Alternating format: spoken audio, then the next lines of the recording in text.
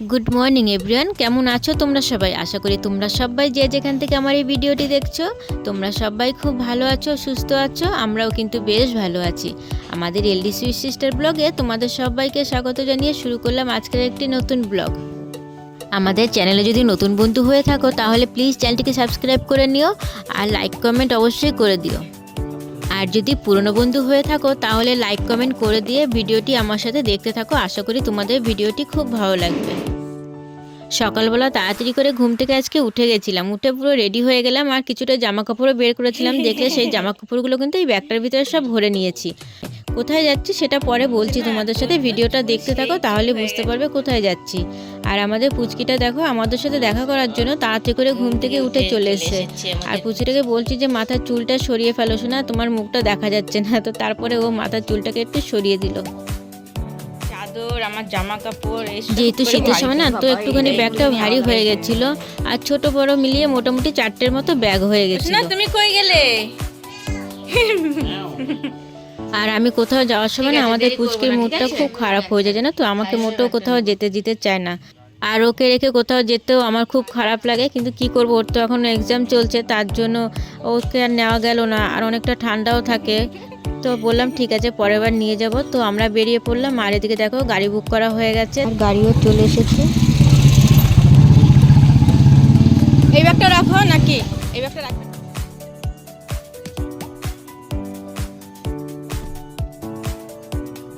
গাড়িতে উঠে পড়লাম, আমরা শিয়ালদার দিকে যাচ্ছি। শিয়ালদা থেকেই আমাদের ট্রেনটা কিন্তু রয়েছে। জানো তো আমাদের না ঘুম থেকে না উঠতে একটু দেরি হয়ে গেছিলো। যে টাইমে ভেবেছিলাম উঠবো সেই টাইমে আর উঠতে পারিনি। তো তারপরে তাড়াহুড়ো করে উঠে পড়লাম আর রেডি হয়ে নিলাম। তো সময়ের মতন দেখি ট্রেনটা আমরা ধরতে পারি কি না।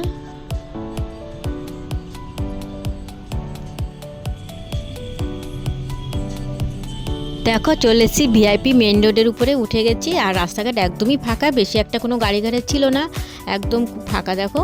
আর আমাদের কিন্তু বেশি একটা জ্যামে পড়তে হয়নি, কোনো জ্যামেই পড়তে হয়নি আমাদের, পুরো রানিং আমরা বেরিয়ে চলে এসেছি।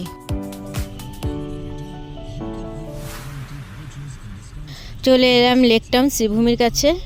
তো এখনও অনেকটা দূর, সবেই তো বেরিয়ে পড়লাম, দেখি কতটা তাড়াতাড়ি যেতে পারি।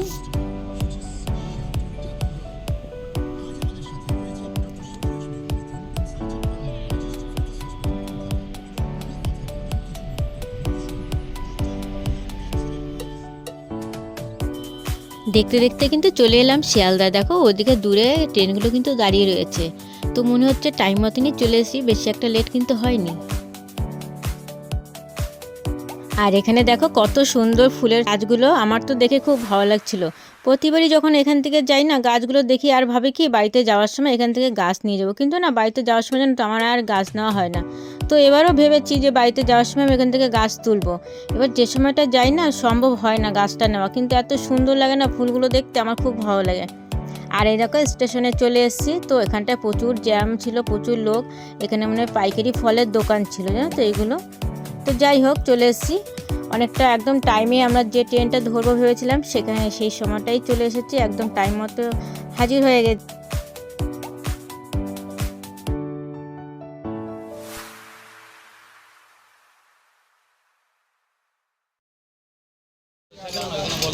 জানো তো এসে দেখছি প্ল্যাটফর্মে ট্রেনটা দাঁড়িয়ে রয়েছে। তো তাড়াতাড়ি করে টিকিটটা কেটে নিল, তারপরে চলে এলাম। আর ট্রেনটার পিছনের দিকটাই প্রায় রয়েছি, সামনের দিকটা অতটা যাইনি, কেননা কখন ছেড়ে দেবে ট্রেনটা।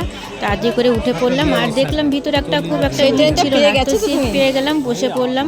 আর ট্রেনের ভিতরে না কিছু কলেজ স্টুডেন্টরা ছিল যারা ঘুরতে যাচ্ছিল সুন্দরবন। ট্রেনটা তো এখনও আপাতত বেশ ভালোই ফাঁকা রয়েছে, অত ভিড় নেই, যাই না শেষ পর্যন্ত যেতে যেতে কতটা ভিড় হবে। তো ট্রেনটা আমাদের ছেড়ে দিল, ট্রেনটা কিন্তু চলা শুরু করে দিয়েছে। প্রায় আমাদের 1.5 ঘন্টা লাগবে আমাদের ক্যানিংয়ে যেতে।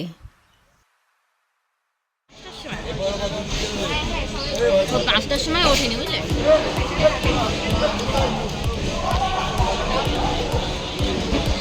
সে মে মাসে উঠলাম আর আজকে।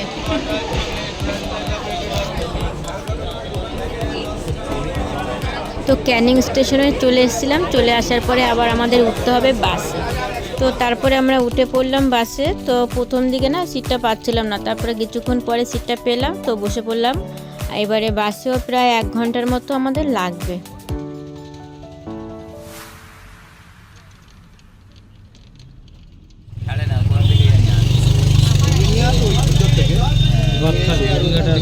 পৌরসভা, গদখালি। এদিকে এদিকে এদিকে জানো তো জায়গাগুলো দেখাচ্ছিল আর আমার হাজবেন্ড বলছিল যে এই দিকটা এদিকে যাই, কিন্তু আমি তো ওখানে জায়গার নাম কিছুই ঠিক করে যাই না। তো তারপরে জানো তো এমন একটা জায়গায় বসলাম বাসে যেখানটা পুরো সূর্যের তাপটা পুরো মুখে পড়ছিল, তাকাতেও পারছিলাম না ঠিক করে। আর জানো তো বাসটা না এত ঝাঁকাচ্ছিল না, কি বলবো, প্রচণ্ড পরিমাণে ঝাঁকাচ্ছিল। রাস্তা কিন্তু ভালো, তবু জানি না কেন বাসটা এত ঝাঁকাচ্ছিল।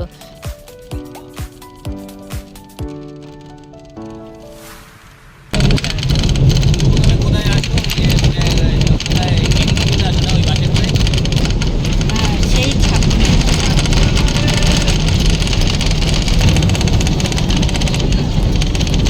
বাসে করে চলে এলাম সুন্দরবন। তো ট্রেন থেকে নামার পরে বাসে 1 ঘন্টার একটু বেশি সময় লেগেছিল। তো তারপরে সেখান থেকে নেমে দেখি একজন দাদা আমাদের জন্য ওয়েট করছিল টোটো নিয়ে। তো তারপরে দাদার টোটোতে উঠে পড়লাম। আর এই জায়গাটার নাম হলো ঝড়খালি। জানো তো তোমরা তো অনেকেই ঝড়খালির নাম শুনেছো, তো এটা হলো ঝড়খালি। আর গ্রামের পরিবেশ দেখো কত সুন্দর পরিবেশ, আমার সত্যি গ্রামের পরিবেশ খুব ভালো লাগে। আর পাশে জানো তো একটা হাই স্কুল আছে, তো এরা না স্কুলেই যাচ্ছিল। আর এখন 10:30 বাজে, স্কুল টাইম ছিল। তো দেখো অনেকটা সকাল সকাল বেরিয়েছে বলে একটু তাড়াতাড়ি করে চলে এসেছি। আর চারিদিকটা পুরো সবুজ আর সবুজ, আমার এত ভালো লাগে।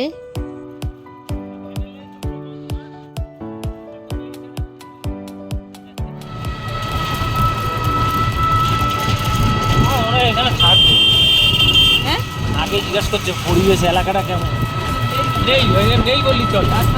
আর জানো তো এখানে না অনেকটা বড় একটা নার্সারি ছিল, আর সেখানে না অনেক ফল গাছ, ফুল গাছ, আরও অনেক ধরনের গাছ ছিল। তো বলছিলাম যে এই গাছগুলো নিয়ে না বাড়িতে লাগাতে হবে।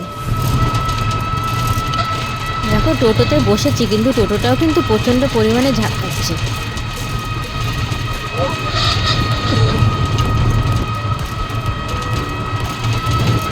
করবে বুঝলা তো।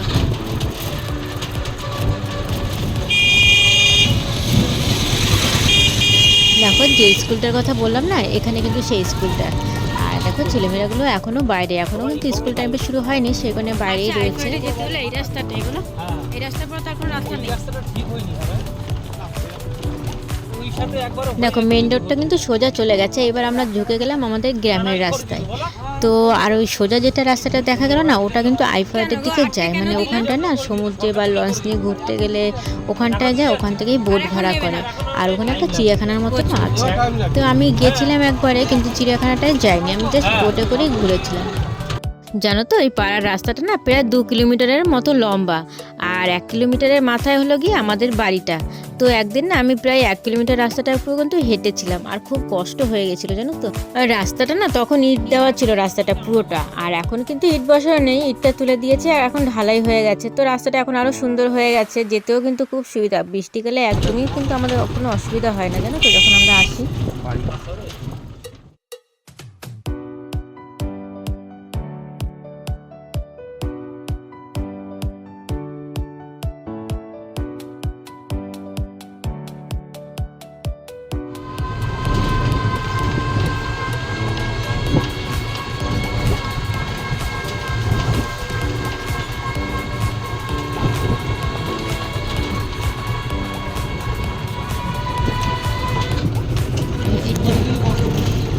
দেখলি কষ্ট না।